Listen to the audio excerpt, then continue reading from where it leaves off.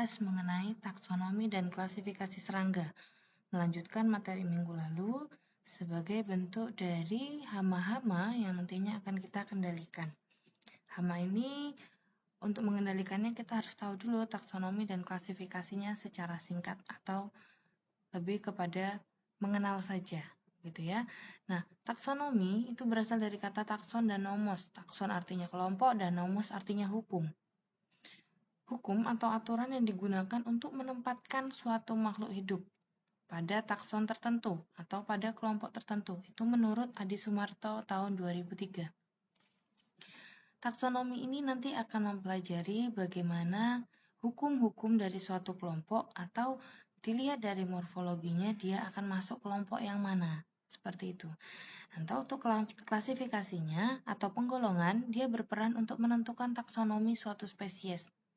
Klasifikasi ini sifatnya umum atau khusus, tergantung dari yang menjadi dasar penggolongan atau selalu terkait kepentingannya.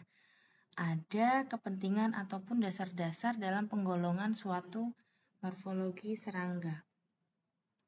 Nah, kemudian dari taksonomi ini kita melihat serangga atau insekta itu dia dibagi menjadi dua. Kalau teman-teman perhatikan di lapangan atau di alam itu ada serangga yang tidak bersayap atau apterygota, ada E, di sini ada A, dan pterygopta atau serangga bersayap.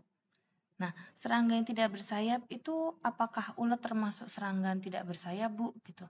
Tapi ulet itu termasuk dalam metamorfosis yang nantinya imago atau serangga dewasa itu dia memiliki sayap. Nah, lalu apa saja, Bu, yang termasuk di dalam apterygota dan pterygopta? Itu di sini ada kelompoknya. Kalau yang apterygopta itu ada Collembola, Diplura, Microcorripia, ada Protura, dan Tisanura. Memang bahasanya agak sedikit jelimet ya. Dan ternyata serangga tidak bersayap itu lebih sedikit jumlahnya dibanding serangga yang bersayap.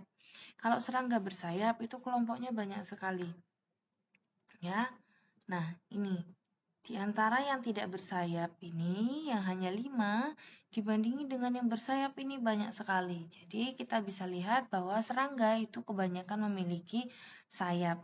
Dan karena itu juga mereka bisa terbang hingga jauh. Karena dia memiliki sayap sampai 200 km, 60 km gitu ya. Karena sayapnya itu tadi. Dan dia bisa berkembang biak secara luas. Karena dia meninggalkan telur di salah satu tempat, kemudian terbang lagi, terus meninggalkan telur lagi, seperti itu dan seterusnya. Sehingga banyak sekali ditemukan spesies ataupun kelompok-kelompok yang klasifikasinya sesuai dengan ini.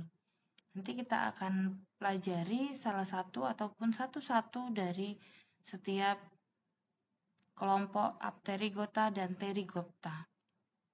Insekta itu ada subkelas apterygota sama subkelas pterygota. Itu tadi ya. Nah, apterygota itu lebih kepada ordo Tisanura yang saat ini masih banyak. Ya, ordo Tisanura ini masih sangat banyak. Tapi kalau ordo-ordo Collembola, Diplura, Micropul, ini 4 ordo ini susah sekali berkembang biak. Tapi kalau Tisanura itu mudah. Nah, subkelas Pterygopta ini ada Paleopterygota dan Neopterygota. Kalau Paleopterygopta ini adalah ordo Odonata dan Epemoropta. Kemudian Neopterygopta ini ada subordo, jadi superordo. Apa itu ordo dengan superordo? Ordo ini adalah bawahnya atau dari klasifikasi taksonomi itu dia di bawah subkelas. Ada kelas terus subkelas, ada ordo, subordo, kayak gitu. Subordo adalah superordo. Ya, ini ada 3. Ada Orthopteroida, ada Hemipteroida, sama Holometabola. Kalau kita kemarin sudah melihat ya gambar di pertemuan sebelumnya itu ada Holometabola itu banyak sekali jumlahnya. Macam-macam juga. Ya, dan dia adalah serangga paling banyak spesiesnya atau jenisnya di dunia. Kayak gitu, Holometabola. Karena apa? Karena dia punya metamorfosis yang sempurna gitu. Jadi dia punya banyak fase perubahan dari mulai telur sampai dia jadi imago atau serangga dewasa, itu semuanya menyerang, gitu ya. Itu makanya Holometabola itu banyak sekali menguasai di kelas insekta. Nah, subordo Orthopteroida, ini ya, kita lihat gambar-gambarnya, ini adalah contohnya. Orthoptera umumnya memiliki badan berbentuk silinder atau tabung. Badannya silinder atau tabung ya, agak panjang gitu ya. Kemudian kaki belakang yang lebih panjang untuk meloncat atau melompat. Nah, ini. Nah, sotang kalau di belalang itu ya disebutnya. Karena dia punya kaki belakang yang panjang untuk melompat. Mempunyai bagian mulut mandibulat untuk menggigit dan mengunyah. Ya. Apakah belalang ini banyak-banyak ini macam belalang ini, ya kan? Macam-macam belalang ini punya mulut mandibula atau dia menggigit dan mengunyah. Kayak dia ketika makan daun gitu, teman-teman perhatikan dia menggigit dulu kemudian diunyah. Kalau pernah merhatiin si belalang ini lagi makan. Nah, matanya besar, tapi mata besar majemuk ini ya, dan dapat mempunyai atau tanpa oceli, tergantung dari spesiesnya. Oceli itu adalah nih, sungutnya yang berbuku-buku jelly. Ada yang ada yang nggak ada. Nih, tapi kebanyakan itu pasti ada. Antena berbuku-buku banyak dan berbentuk filiform, panjangnya beragam tuh. Ya. Kemudian dari subordo Orthopteroida ada Orthoptera, kemudian ada 10 ya, 10 kelas lagi. 10 kelompok-kelompok ini yang paling banyak dan paling sering ditemukan adalah Orthoptera, Mantodea, Isoptera, dan Dermaptera. Nanti kita bahas ya contohnya aja. Kalau yang lainnya ini, yang gambar atau tulisannya berwarna hitam, itu cenderung jarang ditemukan dan jarang memberikan pengaruh yang signifikan pada budidaya kita. Lebih kepada Orthoptera dan Mantodea. Bu, apakah semua Orthoptera ini memberikan pengaruh atau dia menjadi serangga gitu? Tidak. Ada beberapa yang menjadi musuh alami. Meskipun dia termasuk dalam serangga, tapi dia tidak termasuk hama. Dia masuknya apa? Musuh alami. Kayak gitu. Nanti kita belajar itu musuh alami. Jadi walaupun dia serangga, nggak semua serangga itu menjadi OPT. Ya. Nah, kemudian dari subordo Hemiptera. Nah, Hemiptera ini termasuk dalam serangga yang kecil ya, teman-teman. Kecil dan dia pasti punya daya adaptasi ataupun daya bertahan. Kalau kita lihat di sini ada walang sangit ya. Walang sangit ini dia cara bertahannya gimana? Mengeluarkan bau-bau yang tidak disukai oleh saingannya ya. Kemudian nimfa penghisap buah kakao, Helopeltis, Anthony, ini juga dia punya bau-bauan kayak gitu. Nah, nanti dari 5 ini, Tisanoptera, Hemiptera, Zoraptera, Psychoptera, Pintiptera, nah ini nanti akan kita pelajari. Tapi yang paling sering kita sering temukan adalah ini, Hemiptera dan Tisanoptera.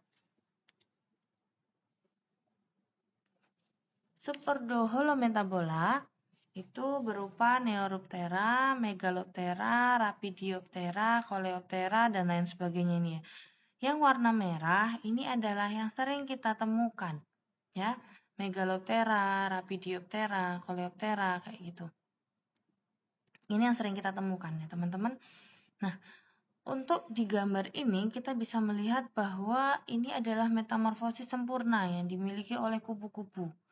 Kayak gitu. Dari mulai telur, kemudian berubah jadi larva, kemudian ada pupa atau kepompong ya, kemudian molting keluar dia dari kepompongnya itu, kemudian jadi dewasa. Metamorfosisnya sempurna dan dia termasuk dalam Holometabola yang punya metamorfosis sempurna. Teman-teman, nah, ketika menjadi larva, dia juga memberikan pengaruh karena makanin rumput, makanin daun gitu ya, menyerang bagian pucuk ataupun buahnya juga bisa diserang di situ. Kemudian ketika jadi kupu-kupu, dia bisa menularkan ataupun membawa virus dari kakinya. Misalnya di salah satu daun ataupun salah satu tempat dia hinggap, itu ada yang terkena virus ataupun terkena penyakit seperti itu, nah dia kemudian terbang ke salah satu bunga lagi untuk menyerap nektarnya. Kaki dari kupu-kupu ini akan meninggalkan virus tersebut. Jadi dia merupakan salah satu penyebar virus. Ya, bisa jadi hama juga nih gitu. Tapi bisa jadi serangga ataupun pengendali hayati nggak bu kupu-kupu? Kupu-kupu adalah salah satu faktor ataupun bukti bahwa di daerah tersebut itu masih banyak bunga. Kalau misalnya masih ditemukan kupu-kupu, dia masih banyak bunga dan dia ini salah satu serangga yang bisa membantu penyerbukan gitu teman-teman. Jadi ada manfaat dan ada mudorotnya. Untuk Neuroptera, Megaloptera, dan lain sebagainya, ini yang paling sering ditemukan adalah Coleoptera, Diptera, Lepidoptera, dan Hymenoptera. Ya. Nah, kalau kita lihat gambar ini lagi, kan kita kemarin sudah bahas ada holometabola yang sekitar 83% ini punya pengaruh signifikan. Ya. Metamorfosisnya sempurna untuk ordo Lepidoptera, Diptera, Hymenoptera, dan Coleoptera. Kemarin sudah kita bahas secara singkat bahwa ciri-ciri dari Lepidoptera itu dia punya sayap 4 atau dia termasuk dalam kupu-kupu dan ngengat. Kemudian Diptera dia punya sayap yang transparan gitu ya. Hymenoptera juga punya sayap transparan, Bu. Lalu bedanya mana di Diptera dan Hymenoptera? Nanti kita akan pelajari ya. Dilihat dari cara dia istirahat, kemudian dari bentuk sayapnya, gitu ya, walaupun sama-sama transparan. Kalau Coleoptera gimana, Bu? Nah, sayap Coleoptera itu sangat mudah diamati atau mudah sekali diingat. Dia punya sayap yang keras, kuat, dan kokoh, seperti itu. Sayapnya ada dua, sayap dalam sama sayap luar, atau sayap depan dan belakang. Nah, sayapnya ini ada yang lembut, ada yang keras, kayak gitu. Kalau teman-teman pernah ngelihat kumbang badak, nah seperti ini ya, misalnya. Kumbang badak itu gambarnya itu dia punya sungut, punya sayap yang keras, cangkang yang keras kayak gitu. Nah, itu adalah ciri dari Coleoptera. Kita belajar atau kita masuk ke dalam subordonya, Odonata. Odon artinya bergigi. Contohnya ini capung ya. Capung itu punya gigi yang besar. Nah, merupakan predator. Jadi dia adalah musuh alami, teman-teman ya. Predator itu apa sih? Predator itu pemangsa. Jadi si capung ini yang termasuk dalam subordo Ordinata itu dia merupakan predator yang punya sifat predasi atau memangsa kayak gitu. Kalau predator, kenapa dia disebut predator? Karena dia punya sifatnya predasi, memangsa. Masa mudanya berada di perairan ya. Kadang-kadang kalau teman-teman ngelihat capung ini ada di atas sungai-sungai kecil gitu atau tandon-tandon air kayak gitu. Dia adalah salah satu hewan atau serangga penyetabil ekosistem. Karena apa? Karena dia merupakan predator. Kalau misalnya nggak ada capung, pasti nanti di situ serangganya atau hamanya tuh banyak. Makanya ada si capung ini untuk menstabilkan ekosistem. Sayapnya membraseus ya. Membraseus itu 4. Gitu. Kalau teman-teman lihat ketika dia istirahat, itu si capung ini tidak melipat sayapnya ya, teman-teman ya. Tetap terbuka gitu. Nah, capung ini jarang sekali dia terbang-terbang di saat malam hari. Pasti dia siang hari, teman-teman. Membraseus ini tadi artinya adalah seperti selaput, jadi bening, tipis seperti itu. Tapi walaupun tipis, dia punya kemampuan terbang yang jauh. Gitu teman-teman ya. Untuk yang capung ini adalah sebagai musuh alami atau dia sebagai predator, jadi bukan hama. Kemudian Orthoptera, ortos lurus, tera sayap. Jadi ada namanya Orthoptera. Ortos itu lurus. Tera itu sayap yang lurus dia. Ya, sayapnya si belalang ini tuh lurus. Tipe mulutnya pengunyah, chewing mounted. Kemudian kaki belakangnya itu kebanyakan beradaptasi. Jadi kaki belakangnya itu yang besar seperti itu tuh ada merupakan daya adaptasinya mereka ketika mereka harus mencari makanan di tempat yang jauh gitu. Harus lompat gitu ya. Kemudian sayap depan membran itu seperti kulit membranus, disebut tegmina, sayap depan ya. Seperti kulit dia untuk mengelabui mangsa. Dan kebanyakan merupakan OPT, beberapa ada yang merupakan predator. Jadi kalau OPT itu berarti organisme pengganggu tanaman. Walaupun dia sebenarnya tuh juga cari makan gitu, sama seperti serangga lainnya juga dia sebenarnya cari makan. Tapi kalau pertumbuhan atau perkembangannya itu sangat banyak dan tidak ada keseimbangan ekosistem untuk mengendalikan si belalang ini, maka akan membludak atau tingginya serangga atau tingginya serangan OPT terhadap tanaman budidaya. Meskipun ada yang beberapa predator ya. Nah, predator itu contohnya nanti termasuk di belalang, tapi dia belalang sembah, dan belalang sembah itu masuknya di ordo Mantodea kayak gitu. Jadi beda lagi dengan yang si belalang. Sama-sama belalang ya, belalang sembah sama belalang biasa gini, tapi kalau belalang sembah itu dia punya ordo sendiri kayak gitu. Nah, terus masuk ke ini. Nah, ini adalah contoh dari si belalang. Ordonya adalah Orthoptera. Sayapnya lurus belakang. Sayapnya lurus. Ini sayapnya di depan seperti ini. Jadi seolah-olah ini apa sih sebenarnya orang-orang tanah ya. Ini juga orang-orang tanah. Dia punya sayap yang terlipat ke belakang demikian. Ya, teman-teman. Nah, kemudian ini ada tempat telur yang berkembang dia ya. Ini belalang yang besar itu, belalang daun kalau nggak salah disebutnya. Dia perempuan. Jantan, dia betina. Nah, ini adalah kakinya, kaki serangga. Terus kita masuk ke Dermaptera. Derma itu artinya kulit. Ya. Dermaptera itu tandanya atau hewan yang berkulit, dia punya kulit. Dan dia punya forcep, ini forcep. Forcep itu seperti capit kayak gitu. Kalau misalnya di kalajengking itu juga punya forcep yang di ekornya itu yang punya bisa di situ. Nah, ini juga sama. Forcep di ujung abdomennya. Abdomen itu apa? Perut. Nah, forcep ini dia fungsinya untuk menangkap dan meracun serangga yang ditangkap seperti itu. Sebagian predator hama penting, ya, dia sebagai predator. Jadi dia bukan OPT ya, predator, hama penting. Masuk ke dalam tanaman dan aktif pada malam hari. Jadi nocturnal dia ya, sifatnya nocturnal. Dia bukan hewan yang sosial, tapi dia sendiri.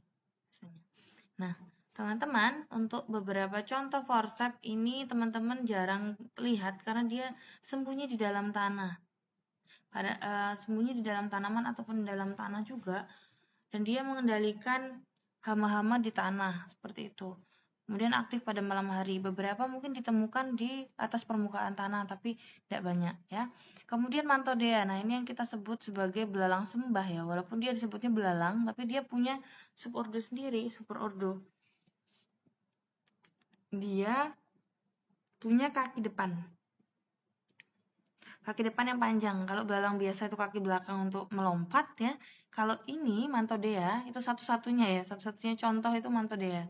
Ya, nanti kalau misalnya teman-teman mengerjakan tugas kayak gitu, Mantodea ini contohnya yang paling gampang adalah di belalang sembah ini ya, kayak gitu. Nah, serangga besar ini memiliki kaki depan yang raptorial atau sebagai penangkap, teman-teman. Jadi kakinya ini dilengkapi dengan gerigi seperti ini untuk menangkap si serangga. Dia ini merupakan musuh alami ya, teman-teman, predator dia. Bukan sebagai OPT. Jadi kalau ada walang kadung ya disebutnya, atau belalang sembah seperti ini tidak usah dibunuh karena dia adalah predator. Dan predator itu jumlahnya lebih sedikit daripada hama, gitu. Ya. Isoptera, iso itu sama dengan sama. Tera itu sayap. Jadi antara sayap dengan badan atau sayap kanan dan sayap kiri itu dia punya sama sayapnya. Gitu ya.